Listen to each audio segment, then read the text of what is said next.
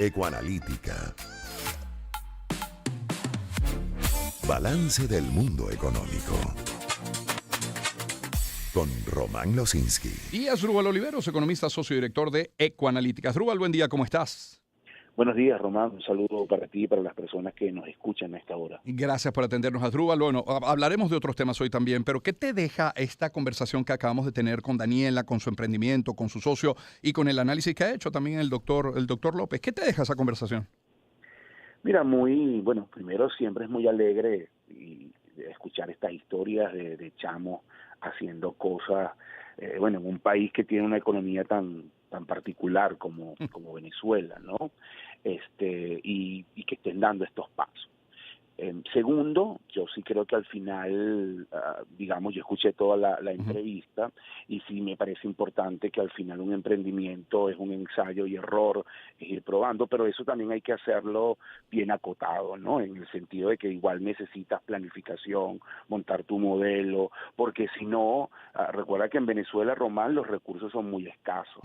Y entonces al final las fallas también no solamente tienen valor de aprendizaje, eso es verdad, pero también tienen valor monetario.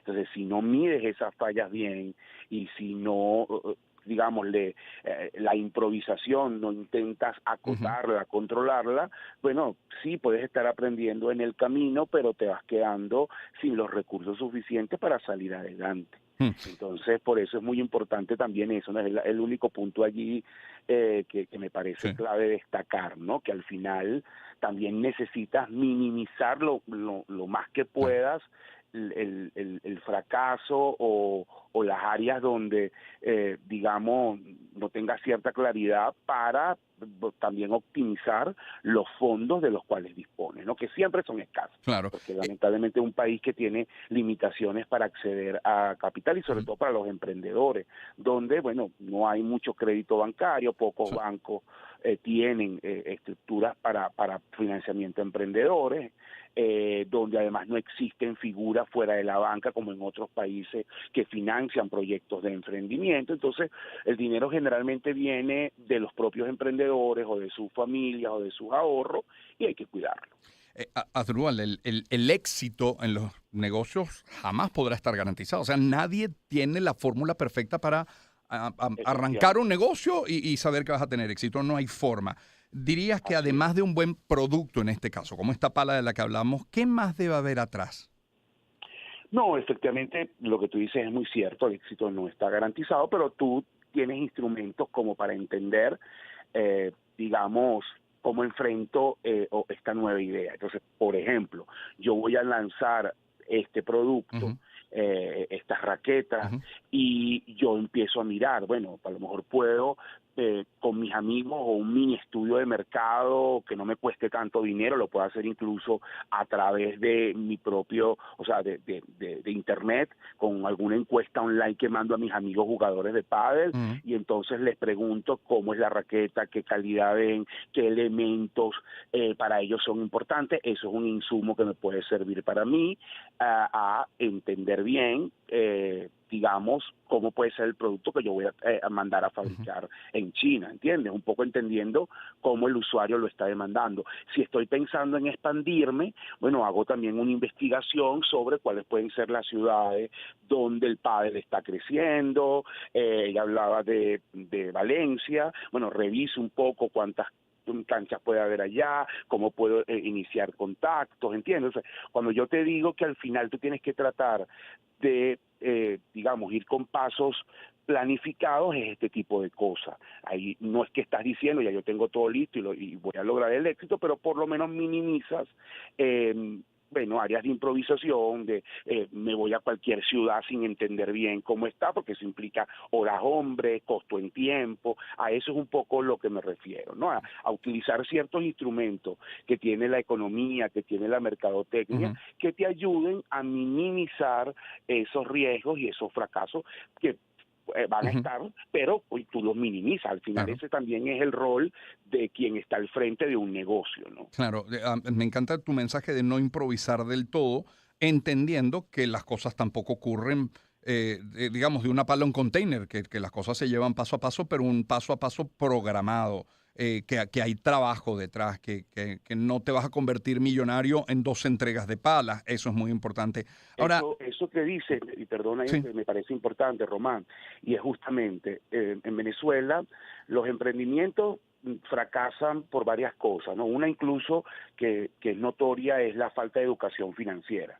O sea, la mayoría de los emprendedores venezolanos tienen buenas ideas, pero no tienen criterios sobre cómo elaborar un plan de negocio, un plan de mercadeo, cómo es un flujo de caja, conocimientos contables. Por eso hay que invertir muchísimo en la formación de los emprendedores. Pero también tiene que ver con la sostenibilidad en el tiempo. Los emprendimientos exitosos ameritan que en los primeros 5 años prácticamente todas las ganancias se reinviertan en el negocio. Entonces esto es muy importante y tú lo señalabas ahorita en el comentario, bueno, pues esa visión de largo plazo. Si yo al final empiezo a tener un emprendimiento y el emprendimiento empieza a irme bien y empiezo, como decimos literalmente, a echarme los reales encima, bueno, eso va a quedarse, se va a detener en el tiempo. Tú necesitas fuertes sumas de reinversión que, bueno, hagan que eso crezca, y eso también implica una disciplina de cada uno de los emprendedores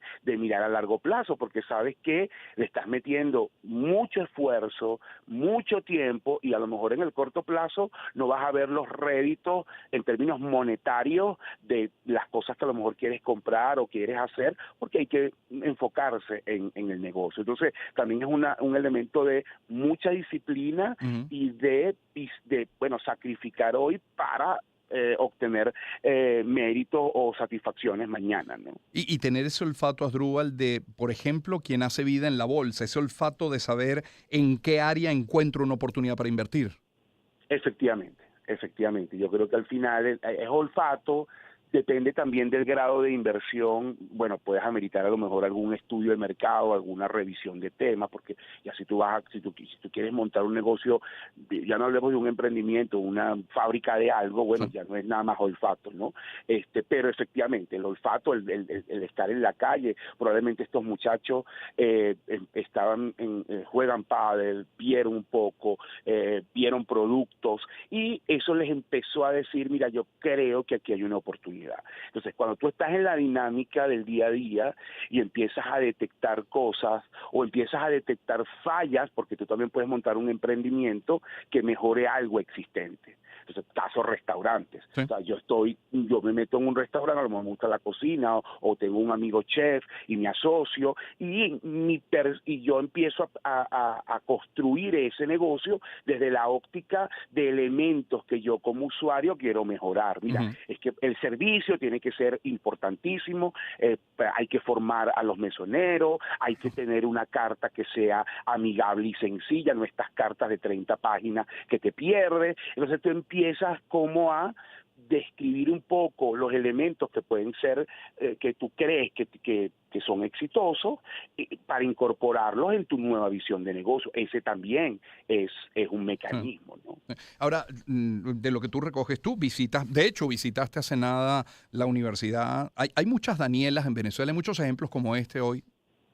Muchísimos, Román. Qué bueno. Lo estuve en la universidad, efectivamente conocí a Daniela, que me comentó que iba para el programa, y sí, no solamente voy a la universidad, sino que además se me acercan muchos chamos con ideas de negocio para validarla, para que le dé algunas ideas o ayudarlos pues en esas primeras etapas. Y hay muchísimo. Siempre pues a uno lo llena de mucha satisfacción, como lo decía al principio, que eso esté ocurriendo, pero como lo dije hace un momento, lamentablemente no hay financiamiento, la mayoría pues tiene problemas para darle sostenibilidad a esos proyectos. Hay proyectos muy hermosos en áreas de tecnología, en áreas de servicio, pero que, bueno, necesitan dinero para los primeros pasos, para crecer, que algún inversionista a lo mejor confíe en ellos. Lamentablemente, pues en Venezuela eso es muy, muy complejo. Hay muchas ideas, hay muchos desarrollos de emprendimiento, emprendimiento, las universidades tienen cada una como sus semilleros de esto. Yo sí creo que en Venezuela hace falta también integrar todos estos circuitos de emprendedores. En muchos casos no hay como sinergias entre ellos, eso ayudaría mucho, eso es un factor de hecho de éxito de emprendimiento a nivel global, que las redes de emprendedores se integren y generen sinergias entre ellos, generen cadenas de valor entre ellos, porque tú puedes estar a lo mejor en una etapa temprana como estos muchachos y como otros, y bueno, te es difícil conseguir proveedores, conseguir clientes, pero en estas redes pueden aparecer proveedores que a lo mejor las negociaciones sean un poco más flexibles porque son emprendedores igual que tú y pueden haber clientes para ti. Entonces las redes de emprendimiento ayudan a construir cadenas de valor, es decir, estas cadenas entre proveedores y clientes que le dan fortaleza para que crezcan el emprendimiento. El otro punto, bueno, es financiamiento que hay que seguir creciendo. Hay iniciativas muy interesantes de bancos pues que están apoyando esta área, pero hace falta muchísimo más. Y como en este caso de estas palas de pala, estamos hablando de importación, siempre alentar a que esas importaciones sean legales y evitarse desleales con la producción nacional que pueda haber para no abonar en ese reclamo lógico, justo, además de los empresarios y los comerciantes en Venezuela, que tiene que ver con los aranceles y con el llamado puerta a puerta, aunque el término no sea correcto, ¿no? Alentar importaciones legales. Sí, no, es importante porque además, si tú quieres sostenibilidad, lo importante es esto que tú mencionas, que sean legales, que puedas de alguna manera justificar tu estructura de costo. Cuando tú entras en una dinámica de importación ilegal, de importación informal, bueno, hoy puedes tener mucho éxito porque estás comprando algo a lo mejor con un costo bajo, pero que en realidad es un costo ficticio, no estás verdaderamente midiendo. Dependes probablemente de un contacto, de un funcionario de turno, de una coima que estés pagando, y eso puede cambiar de la noche a la mañana y también entonces puede cambiar tu estructura de costo de la noche a la mañana. Entonces ese tipo de cosas no garantizan sostenibilidad, porque en realidad para que un negocio sea sostenible también yo tengo que tener una estructura de costo que se acorde con la realidad, ¿entiendes? Una estructura de costo que no me esté cambiando de un momento a otro de forma abrupta. Puede cambiar algunas cosas, porque bueno, en Venezuela siempre hay sorpresas en cosas, pero no bueno, en este momento tengo un producto donde yo no pagaba ningún tipo de arancel, tenía un tema bajo porque entraba bajo cuerda por la aduana, a que de ahora en adelante el producto sea distinto, pague los aranceles, y eso te distorsiona totalmente la estructura de costo. Entonces creo que también desde la perspectiva de sostenibilidad es importante tener una visión real de tu estructura de costo que te permita diseñar mejor tu estrategia de precio, tu manera como vas a abordar el tema en este tipo de categoría específica del que estamos hablando, el pádel. Bueno, aquí yo creo que lo importante es la calidad del servicio, lo importante también es cómo construyas la satisfacción del cliente, porque estamos hablando de personas con nivel adquisitivo de medio alto. Entonces, las consideraciones no son tanto de precio, sino más bien de calidad, de satisfacción, que son los elementos allí que hay que cuidar más. Garantía, etcétera. Asdrúbal, un punto más, y obviamente es el tema económico de estos días sobre la mesa. Mucho se ha dicho, mucho se ha declarado sobre Citgo. Desde todos los sectores prácticamente se ha hablado de Citgo. Esta mañana lo hacíamos nosotros con Andrés Rojas Jiménez. Yo le decía que entre tanta declaración y tanta información, pero también desinformación, ¿cuáles eran las certezas? A ti te pregunto lo mismo. Este tema, el de Citgo, que ha sido noticia toda la semana, ¿crees que el desenlace ocurra antes de la elección? Porque uno se pregunta a quién beneficia, a quién perjudica lo que se comunica, porque desde todos los sectores se opina. Al final Citgo es de Venezuela, no de un sector. Sí, no, efectivamente, Citgo, y además yo creo que es un activo estratégico de un mercado que es el mercado energético, uno de los más importantes, si no el más importante del mundo, junto con el de China y con el de India, y que nosotros estemos allí, pues yo creo que es un tema estratégico desde la perspectiva de negocio, ¿no? Entonces, es clave, incluso para el futuro, ¿no? Todavía Citgo, Román, sigue obviamente siendo filial de PDVSA, y yo creo que incluso para cuando asuma el nuevo periodo, empiece el nuevo periodo, 10 de enero de 2025, lo siga haciendo. Es un proceso largo, es un proceso, digamos, bastante complejo. Lo que va a ocurrir ahora es principalmente que, bueno, el 15 de julio no es necesariamente que se va a subastar Citgo como ha ocurrido o como se está diciendo en redes. Ahí lo que va a ocurrir es una audiencia donde, bueno, se van a conocer una fase de oferta, ¿no? Entonces no creo, es poco probable que ahí se defina o en esa corte alguna decisión sobre eso. Simplemente se van a dar a conocer quiénes son los que puedan estar interesados. Recordemos que acá, para que la gente tenga contexto, aquí lo que está ocurriendo es que como Venezuela dejó de pagar su deuda, tiene una gran cantidad de acreedores, recordemos nosotros que Venezuela debe, más o menos sus acreencias son alrededor de unos 150.000 millones de dólares, más o menos el monto de la deuda pública de Venezuela, y bueno, los acreedores están buscando que se les pague. Y lo que están viendo muchos es, bueno, ahí está Citgo, es una empresa en Estados Unidos que, dependiendo de la valoración, porque esto también hay que verlo, cuánto vale Citgo, hay números que van desde datos que he visto de gente seria que ha intentado valorarla entre 10.000 y 15.000 millones de dólares. Entonces hay un grupo de acreedores que dice, mira, vamos a cobrar primero, vamos a ver que subasten esto y nos paguen, porque a todos nos deben 150.000 millones y esto vale 1% 10% de todo lo que nos deben, cuando mucho. Entonces, bueno, vamos a tratar de cobrar, y por eso se ha dado todo este proceso. Lo estoy explicando de forma muy simplificada, pero es para que se entienda porque Citgo está un poco en el tapete, pero no es necesariamente que el 15 de julio va a ocurrir la subasta, ¿no? Entonces, eso es un punto importante. El riesgo de perderla es alto, hay que ser honesto, no es bajo. Por eso tanto el gobierno como la oposición lo han señalado. Efectivamente, el riesgo es muy alto, pero no creo que ocurra en esta audiencia del 15 de julio. Ahora, falta mucho para ver este proceso. Lo peor, Román, es si no seguimos sin hacer nada. Exacto. Bueno, el ciclo sigue avanzando y muy probable que la decisión no sea favorable para Venezuela, ¿no? A ver, dicho muy coloquialmente, alguien podría verlo como que yo, Román, tengo una deuda en un restaurante y de pronto tú, Asdrúbal, que me conoces, vas a la semana siguiente y entonces el dueño del restaurante diga, mira, Román tiene una deuda, pero como tú lo conoces, te la voy a cobrar a ti. O digamos que ni siquiera tú que me conoces, mi hermano o mi mamá van al mismo restaurante. No puede verlo alguien así, como que es tratar de hacerse de algo que no tiene que ver con la deuda.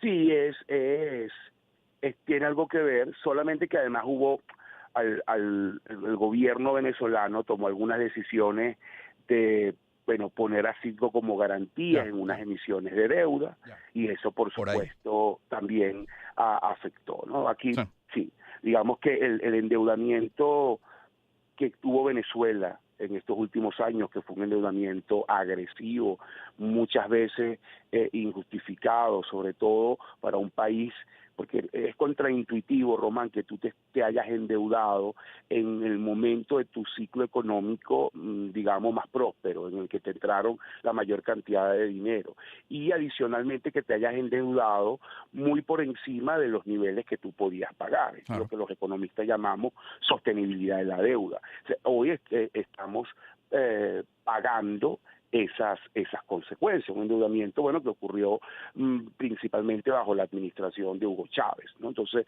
efectivamente, si tú veías, por ejemplo, PDVSA y Citgo 10, 15 años antes, te vas a encontrar con unas empresas con una deuda muy baja, bastante manejable. Eso cambió radicalmente. PDVSA se endeudó, lamentablemente no se endeudó para financiar o sostener planes de inversión que hicieran crecer la producción petrolera. Eso no ocurrió, y se endeudó principalmente para sostener el Estado y sostener el crecimiento que estaba ocurriendo en el Estado. Recordemos que nosotros llegamos a tener un gasto público de casi 50 puntos de PIB. Sí. Esa expansión de gasto no fue suficiente con los ingresos petroleros, mucho menos con la recaudación tributaria, entonces asumiste endeudamiento. Y ese endeudamiento, bueno, se tradujo en gasto corriente, se tradujo en cosas que no, digamos, permitían multiplicar la capacidad de generación de ingresos del país, y bueno, ahora llegamos a este punto donde nuestros niveles de deuda están muy por encima de nuestras posibilidades. Mira, te doy solo un dato para cerrar, para que entiendas esto. Nuestro PIB en este momento es más o menos 100.000 millones de dólares, ¿no? Es más o menos el tamaño de la economía, y debemos 150.000 millones de dólares. Es decir, tenemos una deuda equivalente a 150 puntos del PIB, ¿no? Muy por encima de todo lo que producimos. Entonces eso te habla de, bueno, el problema de deuda, ya esto lo estoy trascendiendo de Citgo, el problema de deuda que tiene Venezuela y que necesita resolver, entrar en una reestructuración, ver cómo se pagan esas acreencias, en qué tiempo se van a pagar, volver a entrar en los mercados y tener niveles de deuda aceptables que eviten este tipo de cosas. Claro, claro. Asdrúbal, agradecido por este tiempo esta mañana. Un abrazo. A ustedes. Asdrúbal Oliveros, igualmente. Asdrúbal Oliveros es economista, socio director de Econalítica, pasados hasta en 2 o 3 minutos, así que pausa y volvemos. Estos. Empezamos el año en su compañía. Circuito Éxitos. Caracas, Maracay, Puerto La Cruz, Puerto Ordaz, Barquisimeto, El Vigía, Guarenas, Guatire, Mérida, Táchira, Margarita, Maracaibo, Maturín. Circuito Éxitos. Melodías de siempre. Sonidos en primera fila.